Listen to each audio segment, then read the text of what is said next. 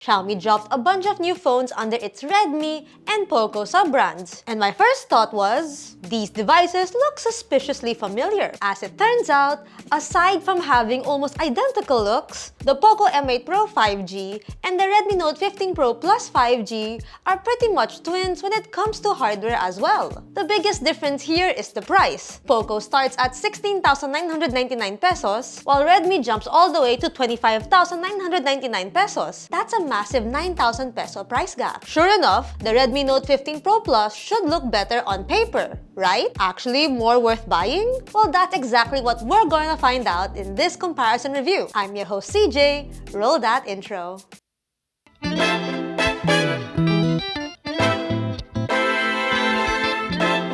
Looking on the outside, they're practically the same. We get a spherical camera island over here and subtle curved edges all around. If it's not for the different placements for the POCO and Redmi monikers, I'd already be confused which is which. POCO also has this two-tone finish on the back panel. It's actually a three-tone finish because of the carbon print on the sides. Meanwhile, our Redmi unit opts for a full leather housing that's more resistant to smudges, it seems. With this new iteration, Redmi apparently also joined the trend of marketing insanely durable mid-range phones. The Note 15 Pro Plus in particular has IP66, IP68, IP69, and IP69K ratings. These essentially mean that the phone gets the highest level of dust and water resistances yet for a smartphone. Interestingly, while POCO isn't really marketing it as a big selling point, the M8 Pro actually has the same IP ratings as the Redmi.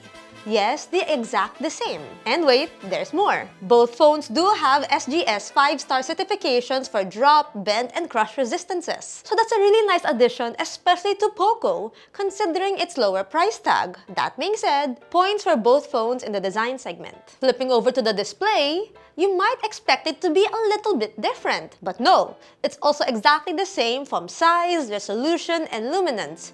And that's not exactly bad news. Both phones sport a 6.83-inch 1.5K AMOLED display with quad curved edge design. The curvature is not too pronounced, so there'll be less glares on the sides, which is good. They both run at 120Hz and both have peak brightness of 3200 nits. And for that extra durable build, both screens have the same Gorilla Glass Victus 2 on top. With basically the same hardware, there isn't much to compare, is there? You get vivid colors, deep blacks, and thin bezels all around. Perhaps the only real difference here is the audio quality. While both are certainly loud and clear, the Note 15 Pro Plus does offer punchier bass. Regardless, I'm still easily immersed watching content on these phones as they both have stereo speakers. For biometric security, both phones feature optical on-the-display fingerprint sensors and face recognition. Both are fast to register too, but as we'd always recommend, opt for the fingerprint sensor for a more secure unlocking method. Again, both phones have the same specs here, so I'll end the display segment in another tie. Now, in terms of performance, once again, it's the same story. Powering them is the Snapdragon 7S Gen 4, clocked at up to 2.7 GHz. Configuration is a bit different though, with the Redmi having a base option default to 12GB of RAM, while the POCO gets 8GB of RAM. It only gets to 12GB for the 512GB model. By the way, the memory and storage specs for both phones are LPDDR4X and UFS 2.2. Taking a look at our benchmark results, both phones achieve more or less the same figures. Nantutu version 10, both scored over 800,000 points. As a bit of contrast with Geekbench and PCMark scores, but yeah.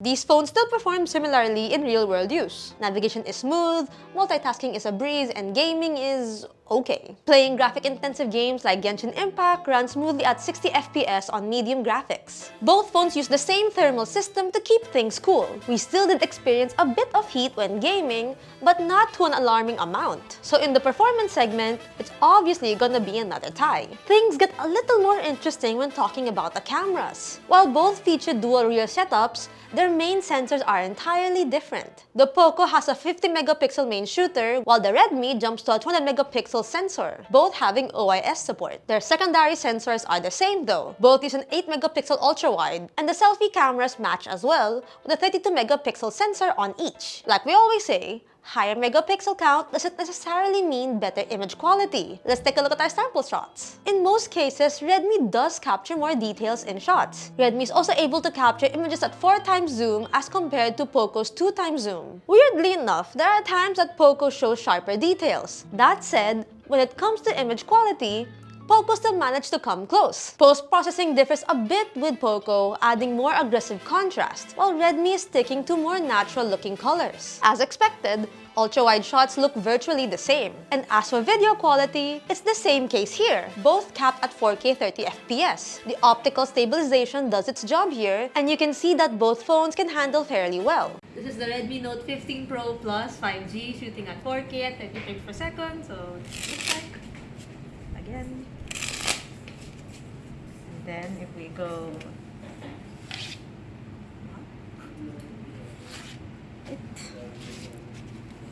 here are your colors and details. So yeah, what do you guys think? Let us know in the comment section below. This is the POCO M8 Pro 5G shooting at 4K at 30 frames per second. So this one looks like, oops, oh, wala nangyari. And then so if we, wow, ako din nagulat. Here you go. Here are your colors,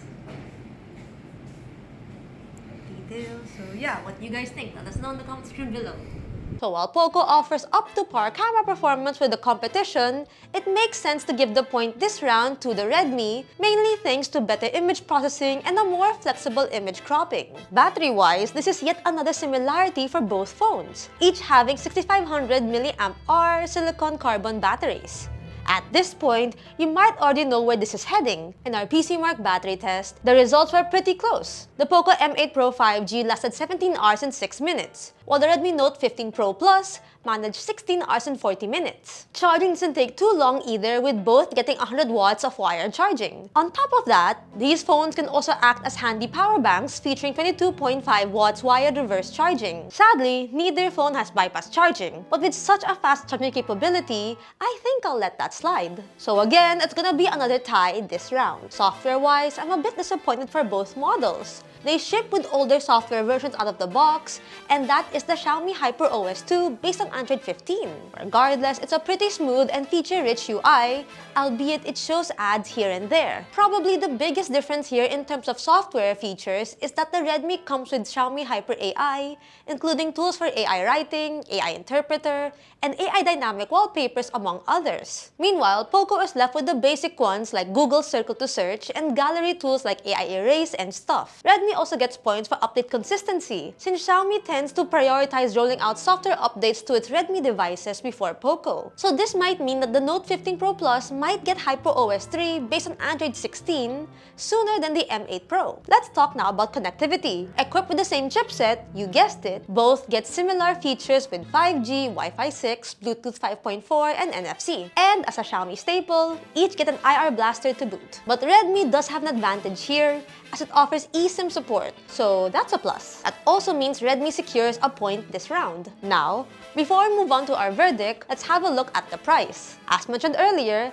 the POCO M8 Pro 5G starts at 16,999 pesos for the 8GB plus 256GB model, while the 12GB plus 512GB config retails for 19,999 pesos, which is the variant we have here. And as for the Redmi Note 15 Pro Plus 5G, its starting price is 25,999 pesos for the 12GB plus 256GB, and the price goes to 27,999 pesos for the 512GB model. So, after spending time with both phones, the verdict is pretty clear here, and honestly, it's a little bit funny. The POCO M8 Pro 5G and the Redmi Note 15 Pro Plus 5G are, for the most part, the same phone. Same design language, same display, same performance, same battery life, same charging speeds, and even the same durable builds. In day-to-day use, it's hard to justify why one costs significantly more than the other. The Redmi does have its moments though. The wider suite of AI tools are nicer, eSIM support is a welcome bonus, and software consistency is a plus. If you care about those things and you don't mind paying extra, then the Note 15 Pro Plus makes sense. But the thing is that 9 peso price difference is hard to ignore. For most people, the POCO M8 Pro 5G delivers nearly the same experience for a lot less money. It's the smarter choice, offering better value for money, and arguably, the phone POCO accidentally made too good for its own lineup. So if you want a more complete experience with a few nice-to-haves,